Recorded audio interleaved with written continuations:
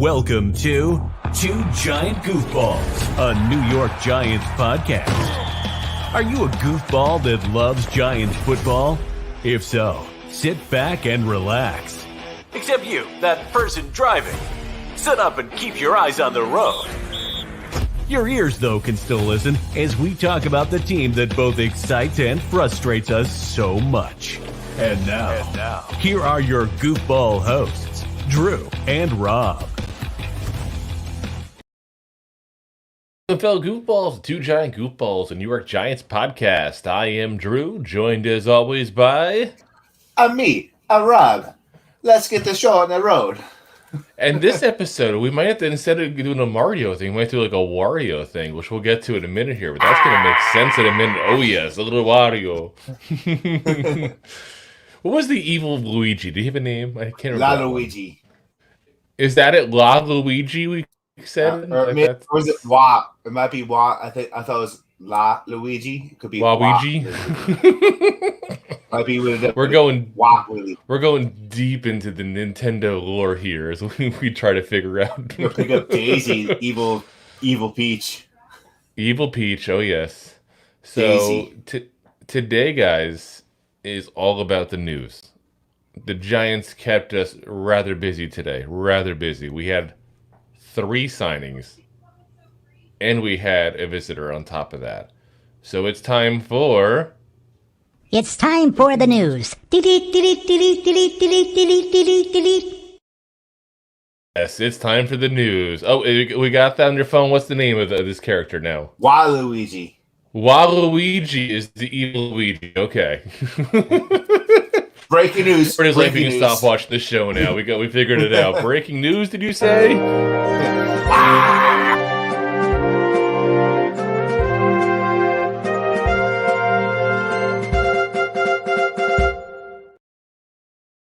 Luigi is the name of the evil Luigi. Breaking news. But yeah, I mean, the Giants, for a team that has no money, we seem to keep finding ways to sign people and keep active and keep busy this free agency. It's like, where is all this money coming from? It's almost like they know something's coming, but it hasn't come yet. Like a cap move or re-signing or an extension, something along the lines of, maneuvering of the cap, so to speak, there. Hoping to hear some good news about you soon, Leonard Williams. Leonard Williams, wherever you are, we're hoping to hear. But yeah, so let's get right into it with the, I think probably the biggest name guy we got in this group of scrubs. Call it what it is. Jamison Crowder, who, a lot of you guys remember, obviously, just if you live in that New York area there, because of the fact that he was obviously a Jet. If you're a Giant fan who's been a fan for the last, 6-7 years or so, you can remember him from his days back and playing DC there as well. So he's got some history with a lot of the fans out there as far as having an opinion already of him. But here's another guy that's basically Sterling Shepard's age, about to hit 30 years old.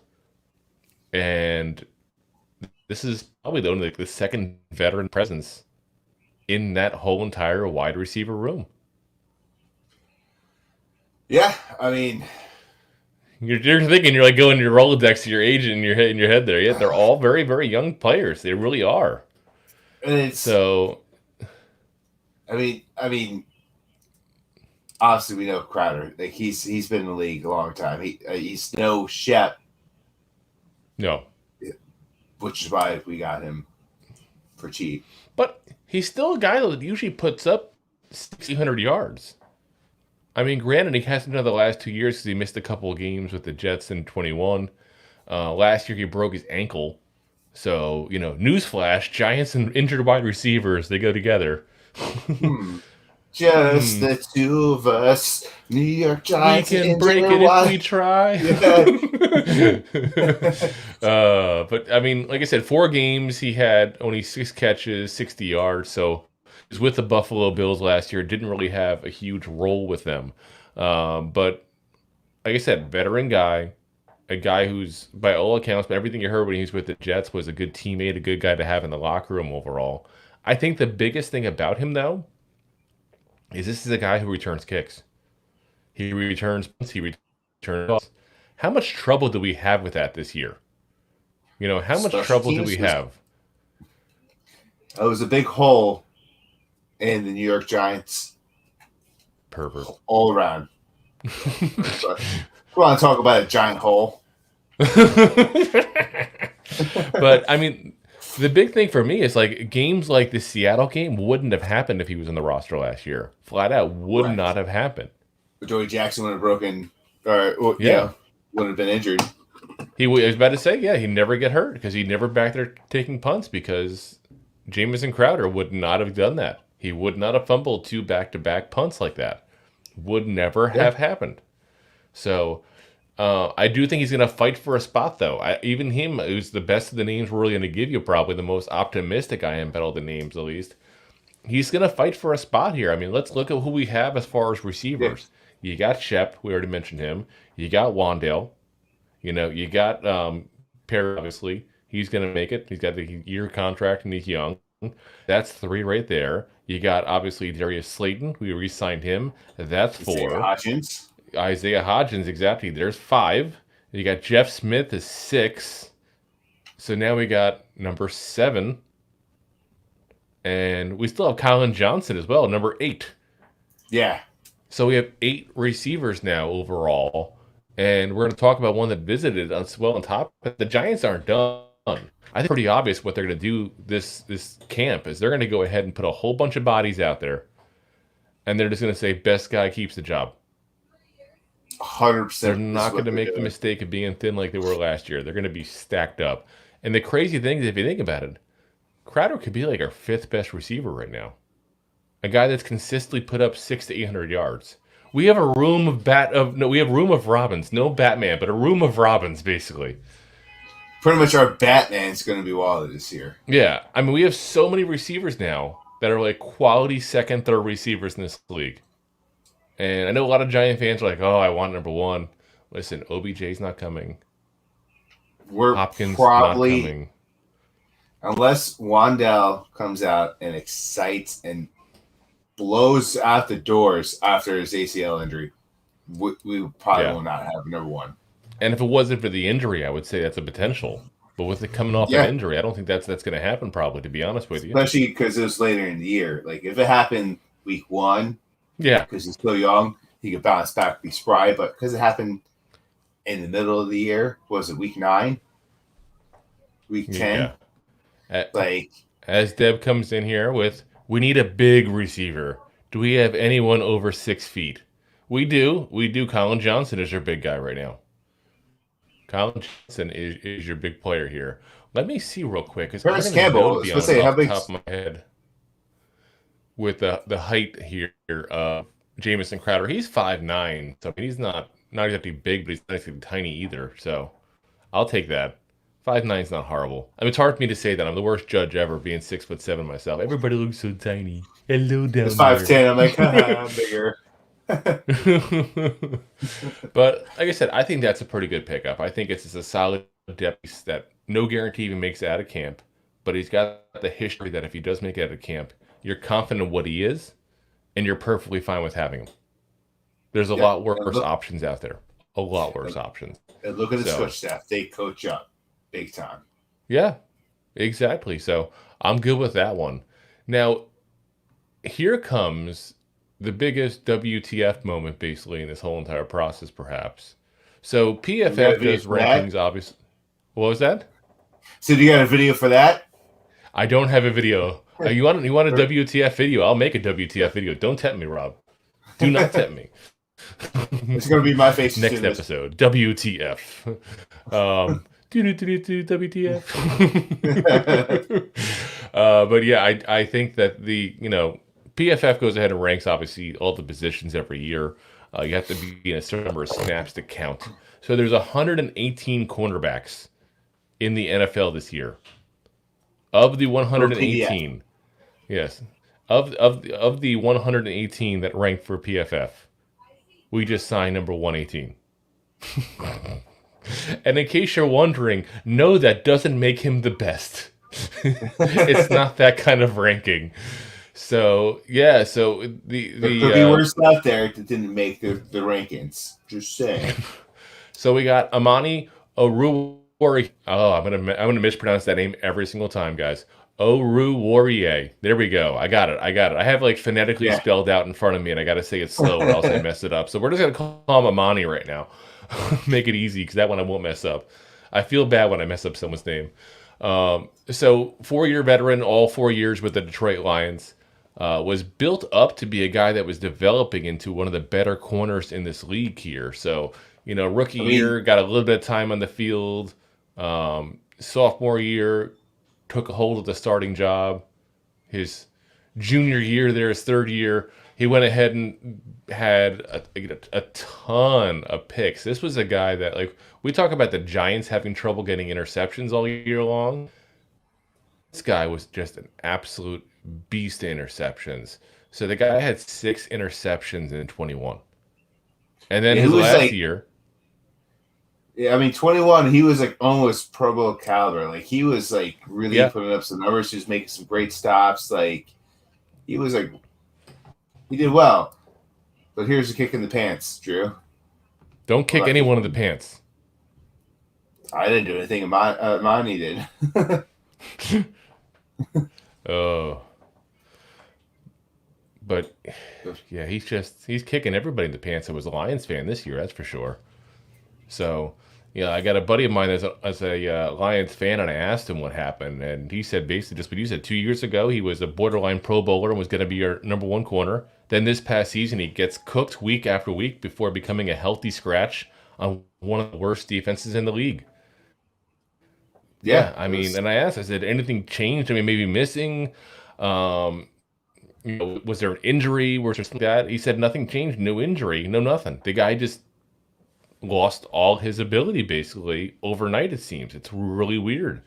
So obviously we got to hope that Jerome Henderson, Wink Martindale figures something out and he gets back to his 21 form. Because if he gets back to his 21 form, this could be a steal of a contract.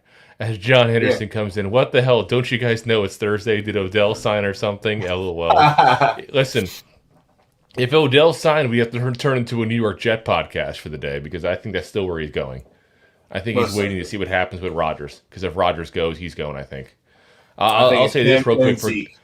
For guys who are interested in this, if you followed all LPG, license plate guy, he was on friend of the show, Entertainers, Pro. And he said basically he got in trouble for saying there was 2 teams it was down to, and that neither one of them were the Giants, because he broke that himself, because he talks to Odell. And he said, can't give you any more information. He kind of got baited into saying one of the 2 teams is the Kansas City Chiefs. And then if you follow him enough, connect the dots, he said the other day that the Jets were the other team. So the Jets and the Chiefs it's down to, it seems like, for OBJ. Not the Giants, guys.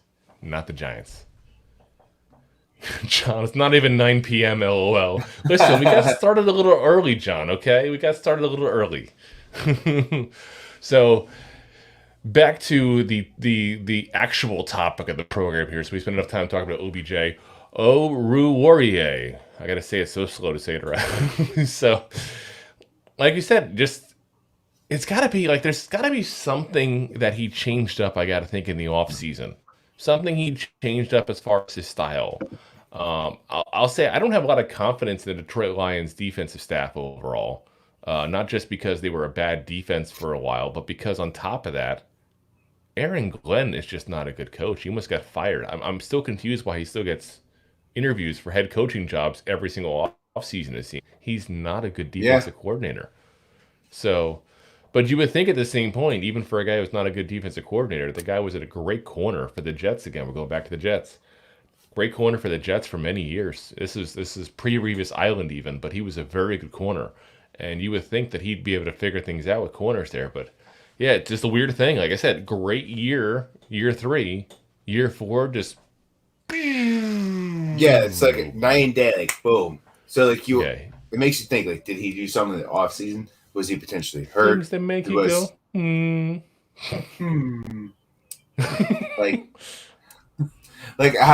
how do you have such a productive year where you're almost a Pro Bowler and then you have healthy scratches? So I mean, point blank, he was at the bottom of their depth chart in one of the worst defenses in the league. Yeah, that says a lot. Yeah. And now he's our corner.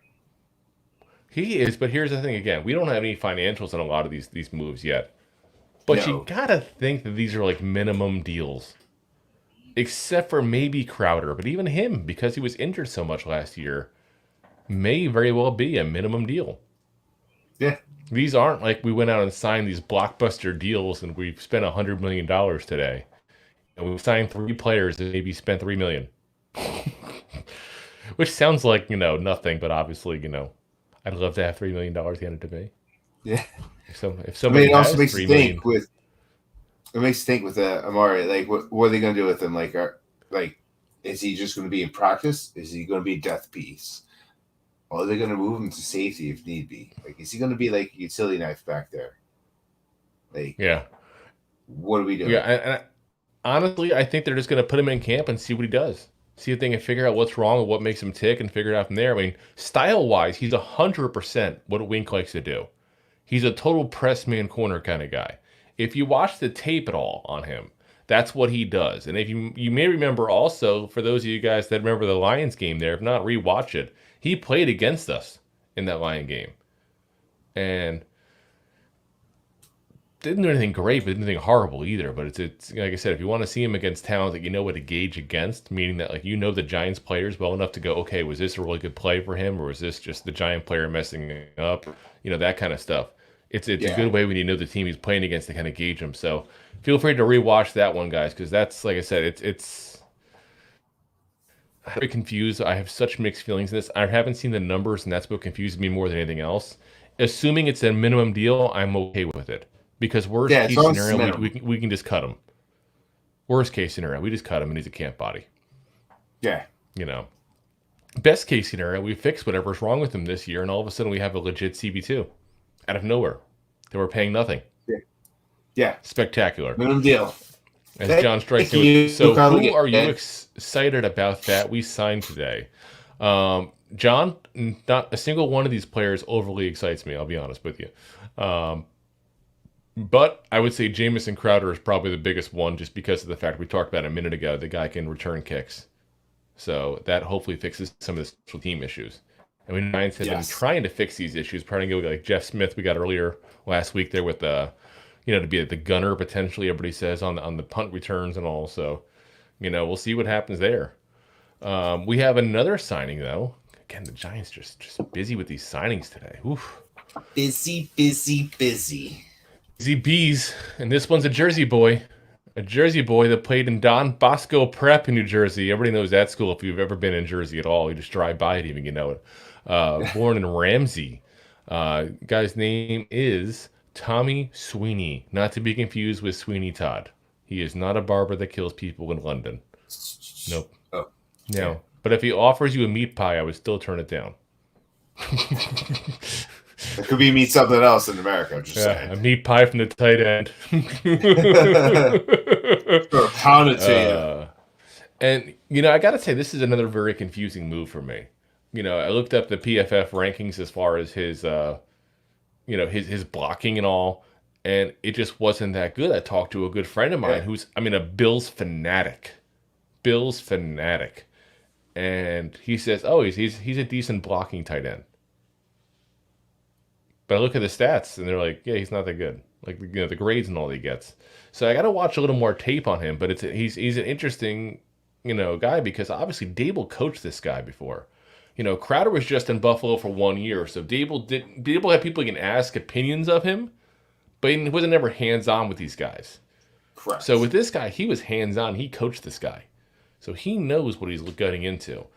So kid's going to be 28 years old this year, so if you're expecting like massive growth or nowhere, probably has passed that age. Played 3 years in the league. Been in the league for 4 years, though. Didn't play at all in 20. He got COVID, actually, and then they found a heart issue. So his whole season got wiped out. But overall, he's got 18 catches for 165 yards in his entire career. 24 games, four of those games were starts. And from everything I'm seeing there, those 4 games that were starts were because they started a double tight end with a blocking tight end. It wasn't that he was like number one tight end. It was like that's what happened there. The one thing that makes me think about this sign too is where our offense is going into this year. So yeah, we got Waller, right? We got Bellinger. We re-signed Cage like right away, Cager. Oh yeah. So we got 3 tight ends that are better than this guy, hands down.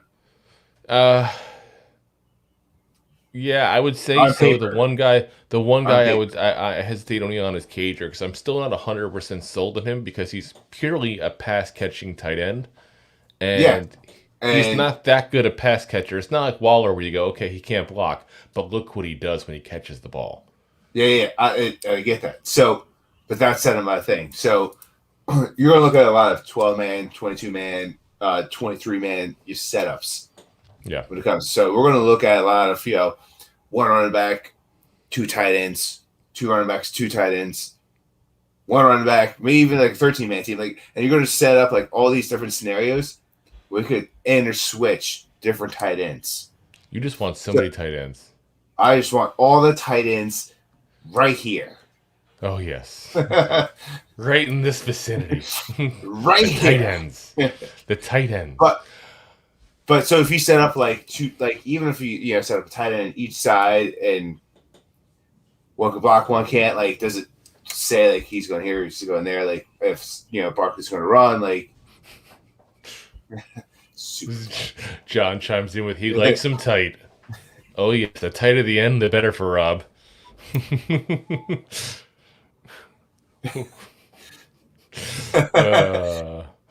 But yeah, I mean you're not wrong in what you're saying there. I really think he's just a total depth piece for us there, a guy to bring into camp, see what he's got, see if he happens to surprise you.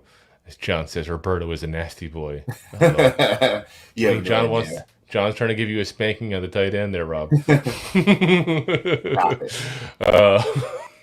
But I mean, like I said, it's again, if this is a minimum deal, which I think we're all expecting it to be, then it's a camp body. It's a guy they have experience with. I think personality-wise, I think is going to fit into the culture. It's a guy bring that him up every once in a while. It gives rest to your other tight ends, rest to some of the receivers, depending on what's going on, depending on the play. He's not a guy that's going to be in and every down. Yep, and keep in mind as well. We already have 3 tight ends better than him. One of them can get injured any moment. We talked already about Waller's injury history. That's definitely a possibility there. Obviously Bellinger missed a couple games though with a freak injury. I mean, who would have thought he'd go? That's not fair. Yeah, that's why I'm saying that with a caveat. I mean, who would have thought he'd go Red Ryder BB gun and poke his eye out? I mean, it just happens. You just shoot your eye out. I mean, so having depth is not a bad thing, especially with a guy that actually has NFL experience, not coming in completely out of nowhere. But I think the writing's on the wall that if they sign this guy, depending on how they talk about him, and I haven't heard Dable or Shane talk about him yet, but I'm curious in that. Because that might tell you that they're not going to get a tight end in the draft. And I honestly would be shocked if they go that position because they already have 2 starting tight ends and a guy that projects for a lot of teams as a decent third. So, yeah, I mean, that's a position I really don't expect them to ever go near in this entire draft here. No. Because of this move now. There's tight end 4. And, I have to look to even see if, I don't think Chris Myrick's on contract anymore, but is Tanner or anything like that is still on. I have to look at that too. Because Myrick's, he's a good blocking guy. Myrick's not going to be on the team, though, I think, honestly. I think they've kind of seen, this is the limit for him. Practice guy. And they're going to kind of move on from there. Yeah. Yeah. Like I said, well, who knows? Again, I'm not Dable. I'm not Shane. I could be wrong. I'm just usually not. I'm also you very don't see modest, that head in. Very modest. So we also had someone visit the facilities. And it seems like we got more visitors than a Holiday Inn lately at MetLife and Timex right now going on. It's crazy how many people are in and out of these doors. Because, we talk about the guys who visit. I don't know about you, Rob, but I didn't hear a damn thing about these 3 guys before today. I didn't hear any rumors of them coming in for a visit. I didn't hear anything about them, already visiting in the past. And these guys literally signed pen to paper today. So what does that tell you? This was not a, they weren't buying these people up like a Snickers bar at a grocery store aisle. Like there was conversations and looks beforehand. This is not what that is. They weren't buying a Reese's peanut butter cup and a Mountain Dew on their way out. Like this is not an impulse buy like that. Yeah, Reese's Pieces and a Mountain Dew. That sounds good, doesn't it? Oh yeah. Yep. Tropical fruit flavor and peanut butter. Diabetes on my tongue. Diabetes. Diabetes. So, yeah, let's get into the visitor, though. So the visitor was Bryan Edwards, former Raider, former Falcon. The guy was, third round of the Raiders, lasted only 2 seasons with them. Surprise, surprise, the Raiders had trouble with the draft pick of theirs. I know. It's shocking. But yeah, so his rookie year, he had just under 200 yards. Second year, he had 571 yards. And then they grew him, which is a little puzzling to me. You got a guy that did 500, almost 600 yards as a second year guy, showing growth. And you're just like, no, I'm good. Out of all the bad draft picks they've had, this is the guy they cut loose. So, yeah, I mean, goes over to Atlanta last year, 7 games, only 1 start, 3 catches, 15 yards. So basically almost like a redshirt season. Comes to us now. We're going to be 25 years old this season. And again, the Giants are just getting bodies. Like, yeah. If they were like a 2000s hard rock industrial metal kind of thing, they would be let the bodies hit the field. Oh, yes. Let the bodies hit the field. Let the bodies hit the field. And that band also cycled through a lot of band members. Just saying. Well, they did because of all kinds of drug issues. I actually met the original singer like 2 weeks before he died. So they did Ozfest that summer, and I saw him over at the PNC Bank Arts Center, or whatever they call that thing now. It was the Garden. We always call it the Garden State. Is that what it's still called? Is it still PNC now? Yeah, just PNC. Okay, I wasn't sure. I don't know. I've been here in Florida for too long, so I lose track of things. I don't know where anything is anymore. I still think there's a Kmart and a Pathmark in Hazlet. So, the only one that's really confusing. Next to the Red Oak Diner. Well, there's no more Red Oak Diner. There's no more Pathmark. So I know. That's what I'm saying. Everything changes. Yeah. Now another song in my head. The only confusing stadium in New Jersey, well, for music or venues, is the Twinner, Sacagawea, or I don't even know what they're calling it these days in Camden. Sacagawea? What is this? I never even heard of this place. Every 3 names, it changes the name. It was like Twitter Center, the Sacagawea Center. It was something before that. I saw 7 concerts there with 4 different names. So one in Camden. I've never even heard of this. Oh, yeah. The one right by the aquarium. Okay, yep. Yeah. Yeah, it's like right across the water from Philly there. Yep. Yeah. I don't know. I know which one I'm talking about, though. It's been a while since I've been to the Philadelphia, Camden area right over there. Last time I went was when they were doing one of those things where they bring the big sailboats, like the old pirate ships, like 1700 kind of ships. And they brought them over there, and it was just cool to see across the city. Because as much as I hate the fans of Philadelphia, the city itself looks pretty chill at night. It does. It really does. You don't want to say it, I know, but it does. Yeah. It's okay. We can compliment the city while still hating the people. They also make a hell of a cheesesteak. And Benjamin Franklin got his freak on in Philly. Yeah. Listen, he's got his freak on everywhere. People don't realize what a pervert that guy was. Yeah. I can tell you a lot. The reason why it it was never married. Yeah. There's that's history talk here. We'll have to have a drunken history podcast one day and do that. Yeah. But yeah, so guys, here's what we're looking at here today to sum everything up for you guys, because this is going to be a shorter episode than usual. This will not be our usual hour and 15 minutes or hour and a half kind of thing. Let's see here real quick though, because John just texted in with, I know it was a stretch, but I really thought with Shane Dable relationship that Buffalo was going to try and get Saquon, or maybe the Jets. Listen, no one's taking Saquon, John. Not unless they can trade for the rights for him, because no one's going to give up 2 first-round picks for Saquon. Not going to happen. So, if you call up Jane, he's willing to give him a first-round pick, That I can see potentially happening. Potentially.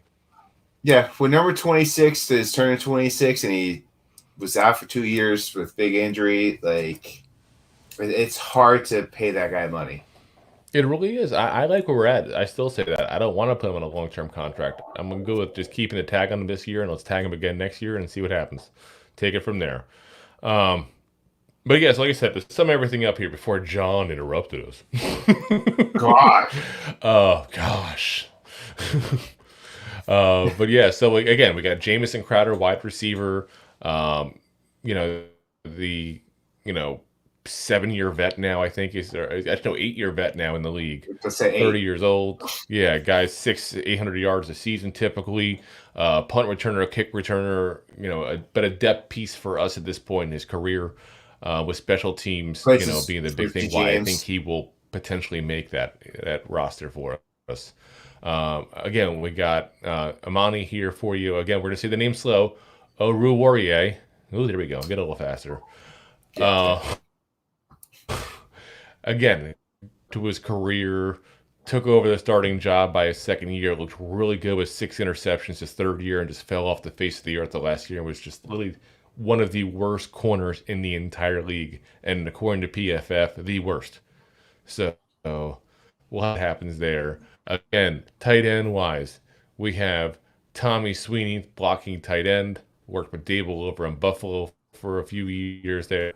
And then we also had, again, here was Bryan Edwards, a former third-round pick, had a couple of good years to start his career with the Raiders, went off to the Falcons last year and basically couldn't even get on the field. So, none of these signings are big signings, guys. But not every signing. Also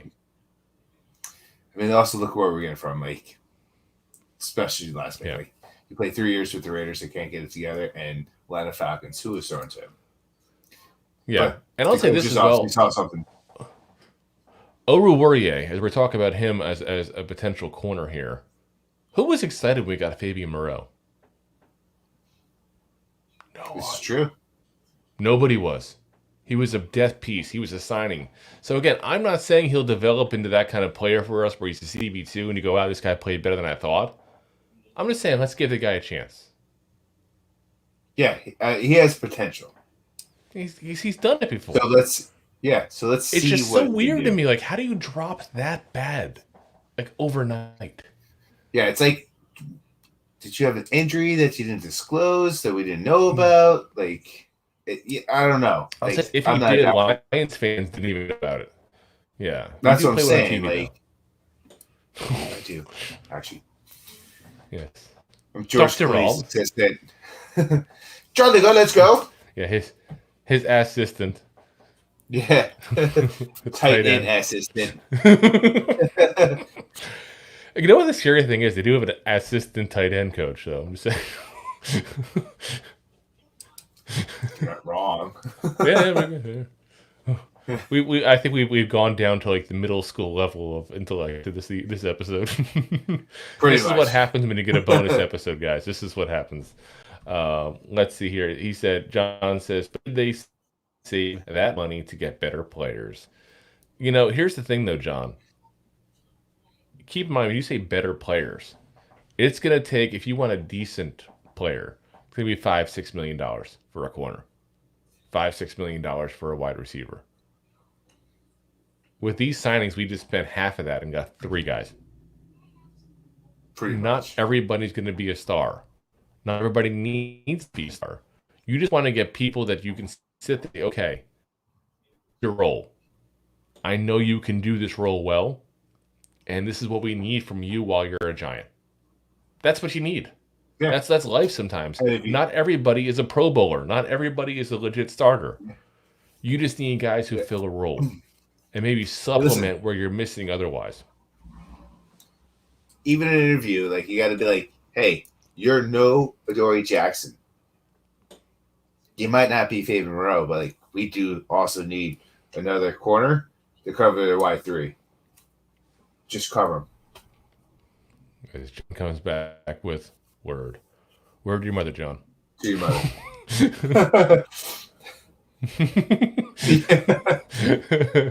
Oh yes, throwing up gang signs and 2 giant goofballs. Ding, ding, ding. But yeah, guys, like I said, a lot of news came through today. I wanted to give you guys all the news on what's going on because I know a lot of people were already asking, what's going on, what are our thoughts, what's going on with these individuals that we sign here. Again, they're just step pieces. That's fine. Nothing to get excited about, nothing to be upset about. Just guys you're going to put into camp, see what they do. And if they do something, we got a cheap player for the year.